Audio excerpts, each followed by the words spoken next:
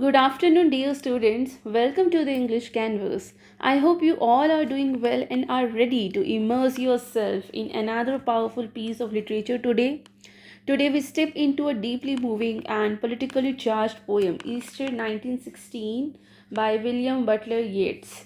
So, this is not just a poem, it's a historical reflection, a personal confession, and a national tribute. So, written in the aftermath of the Irish uprising, it captures Yeats' conflicted emotions like admiration, guilt, grief, and transformation. As we read and reflect, we will ask ourselves, how does a poet respond to revolution? Can personal transformation mirror national change? And what does it mean when Yeats says, a terrible beauty is born? So let's unfold these layers together with open hearts, critical minds, and deep respect for the history behind the lines. Before we begin the class, if you found this helpful, please do like, share, and comment, and do subscribe to the channel. तो चलिए class शुरू करते हैं. First of all, we should talk about the poem and its background. The poem Easter 1916 was written by W.B. Yeats, one of Ireland's greatest poets, in response to significant political event, the Easter Rising, which took place in April 1916 in Dublin, Ireland. During this uprising, a group of Irish nationalists staged an armed rebellion against British rule. They wanted Ireland to become a fully independent republic free from the British Empire. Though the rebellion lasted only a few days and was quickly suppressed by the British army, its impact was profound. Many of the rebel leaders were executed, and this harsh punishment turned public opinion in Ireland against the British, transforming the rebels into national martyrs. Yeats' personal connection, we can see that Yeats had personal acquaintances with some of the revolutionaries like Patrick Pearse, Thomas Macdonagh, and John McBride, who was the estranged husband of Morgan. Yeats' lifelong muse and unrequited love. Initially, Yeats was ambivalent and critical of political violence, but the executions shocked him, and he began to see the rebels' sacrifice as both tragic and heroic. So, this poem expresses Yeats' inner conflict, torn between his earlier indifference and the new respect for those who gave their lives. देखिए ये poem बहुत important है. इसके important होने का एक reason है. The first reason is that Easter 1916 captures a turning point in Irish history and in Yeats' own political awareness. This poem explores the themes of change, sacrifice, nationalism, and memory. The poet's refrain, a terrible beauty is born, that symbolizes the complex duality. Yes, here is the line, the terrible beauty is born. This implies the complex duality of rebellion, beauty in the courage and idealism of the martyrs, and the terror in violence and death it caused, right? So let's read the poem line by line.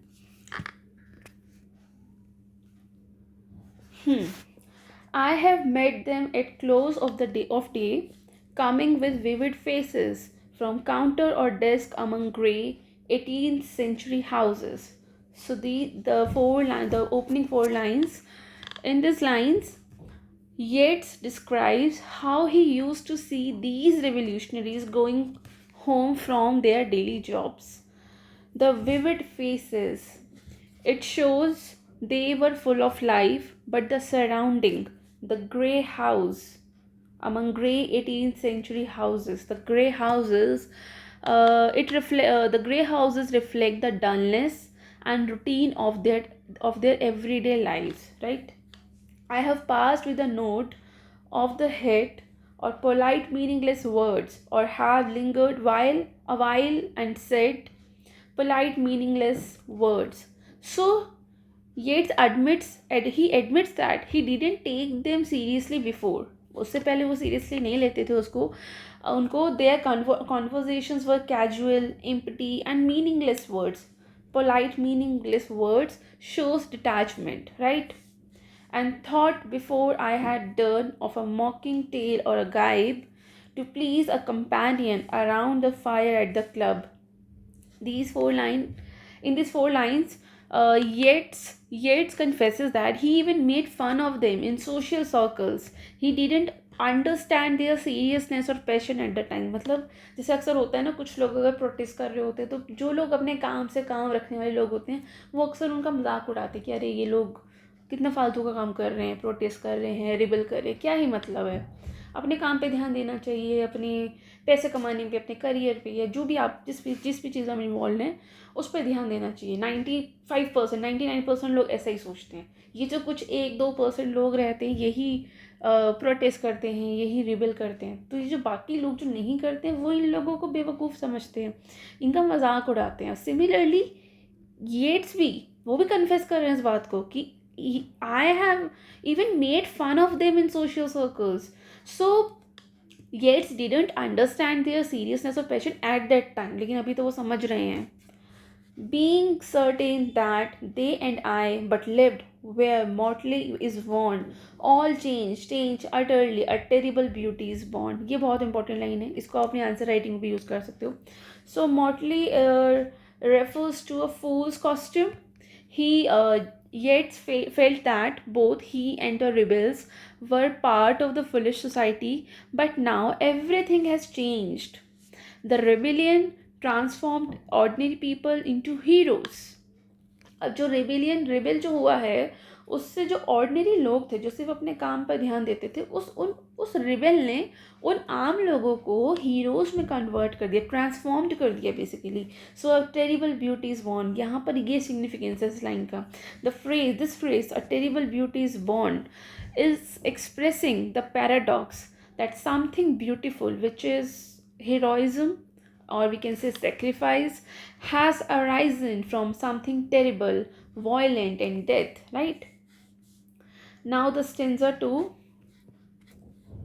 In this stanza, Yeats describing four main figures from the rising without naming them directly but giving clues. So just we'll read the stanza first. The woman's days were spent in ignorant goodwill, her nights in argument until her voice grew shrill. So these lines refer to Countess Markievicz. She was involved in Irish politics.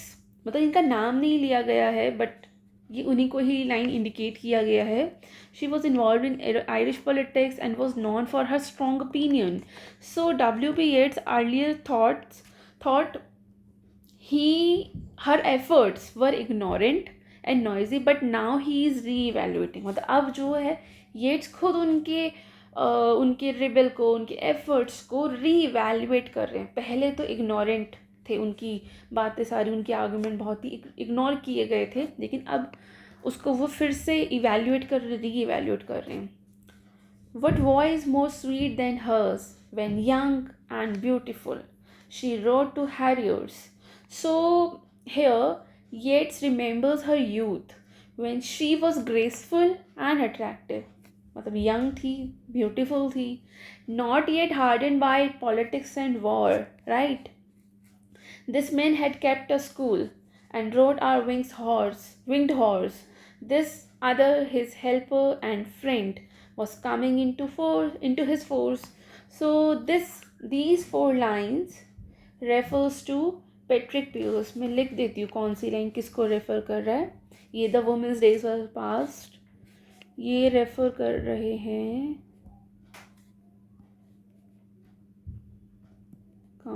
एक second, और जो ये next है ये refer कर रहा है he is the person who ran a school and wrote poetry.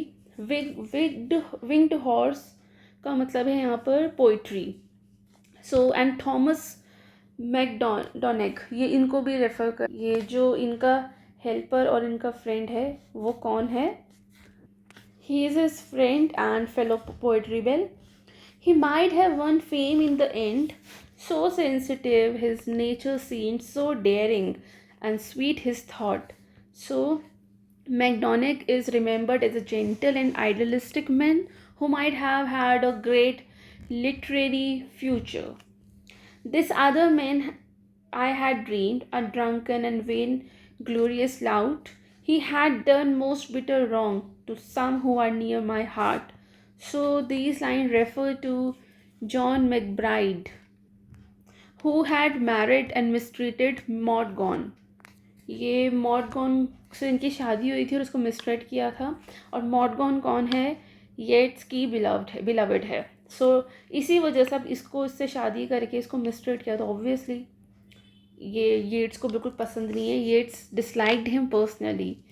सो ये इसको इसलिए ड्रंकन बोल रहे हैं, वेन ग्लोरियस लाउड बोल रहे हैं. He had done most bitter wrong. तो वो इसी रॉन्ग की बात कर रहे हैं कि उन्होंने मॉर्गन के साथ बहुत ही बुरा किया. राइट. तो यहाँ थोड़ा ये पर्सनल हो गए हैं. Yet I number him in the song. He too has resigned his part in the casual comedy. He too has been charged in his turn, transformed utterly. A terrible beauty is born. ये फिर से ये line आ गई है. So despite personal hatred, Yeats acknowledges McBride's sacrifices. मतलब personal issues तो हैं लेकिन फिर भी जॉन मैकब्राइड की ये सेक्रीफाइस को एक्नॉलेज करते हैं. The rebellion change even the worst among them. Again the refrain is repeated. Sacrifice has transformed. ये लाइन फिर से हुई है ना रिपीट. तो इसका मतलब यही है कि sacrifice has transformed ordinary people into something of inspiring. Right. Now the next stanza is hearts with one purpose alone through summers and winters seem enchanted to a stone to trouble the living stream. So here he described how the rebels were completely focused, like hearts turned to stone, unwavering and determined. Their presence disrupted the normal flow of life, that is living stream, the normal flow of life. So their presence disrupted the normal flow of life, right? The horse that comes from the road, the rider, the bird that range from cloud to tumbling cloud, minute by minute they change. So life is constant changing. Life तो बिल्कुल change होती जा रही है. People जैसे लोग change हो रहे हैं, नेचर चेंज हो रही है, इमोशंस चेंज हो रहे हैं. So nothing stage the same. Minute by minute सब चीज़ें चेंज होती जा रही हैं. A shadow of cloud on the stream changes minute by minute. The horse slides on the bream, a horse splashes within it. The long-legged moor hens dive, and hens to moor calls. So, nature moves in fluid harmony, always transforming, but amidst this constant change, right? सो यहाँ पर poet ये कहना चाहते हैं कि सब कुछ dynamic है. जैसे कि cloud shadow, shadow of clouds, और जो हॉर्स की जो हूफ स्लाइड्स है ये भी, और जो बर्ड्स का मूवमेंट है, ये सब डायनेमिक है. डायनेमिक नेचर दिखाता है कि दुनिया कॉन्स्टेंटली इवॉल्व करती है. Right. Minute by minute they live, the stones in the midst of all. So these two line refers कि while life constantly changes, the rebels purpose stand firm. मतलब दुनिया इतनी बदल रही है, नेचर ही यही है कि वो इवॉल्व होती रहती है कॉन्स्टेंटली. नेचर भी बदलती रहती है. बर्ड्स नहीं रुकते, क्लाउड्स का जो शेडो है वो नहीं रुकता, हॉर्स की हुफ नहीं, मतलब वो भी स्लाइड होती रहती है. मतलब नेचर नहीं रुकती. But rebel's purpose stand firm like a stone in the center of a flowing stream. जैसे flowing stream में एक stone होता है ना, पानी का बहाव कितना भी तेज़ हो, पानी अपना डायरेक्शन बदल लेता है लेकिन वो स्टोन को नहीं हिला पाता. So like a stone in the center of the flowing river, it is firm. Their will, rebels will interrupts the ordinary source of events. Right. मतलब नदी को अपना रास्ता बदलना पड़ जाता है लेकिन पत्थर वहीं का वहीं रहता है. Right. Now the fourth stanza is, too long a sacrifice can make a stone of the heart. Oh, when may it suffice. So sacrifice, if prolonged, hardens the human heart, yet wonders when will it end, when will peace be enough. That is heaven's part, our part, to murmur name upon name, as a mother names her child when sleep at last has come. So only God can decide when sacrifice is complete, right? मतलब सिर्फ भगवान ही ये decide कर सकते हैं कि sacrifice कब पूरा होगा. Our role is to lovingly remember the names of the fallen, like a mother whispering her child's name at bedtime after death, right? On lambs that had run wild. What is it but nightfall? No, no, not night but death. Was it needless death after all? So he questions.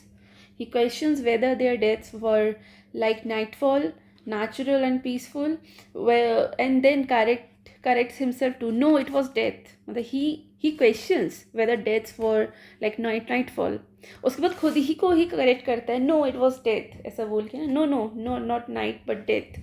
And he wonders and he questions, was it even necessary? मतलब क्या ज़रूरत है इतनी death की होने की? So for England we keep faith for all that is done and said. We know their dreams enough to know they dreamed are dead deaf.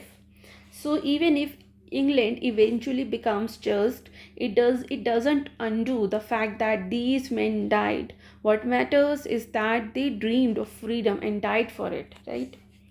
And what if excess of love bewildered them till they died?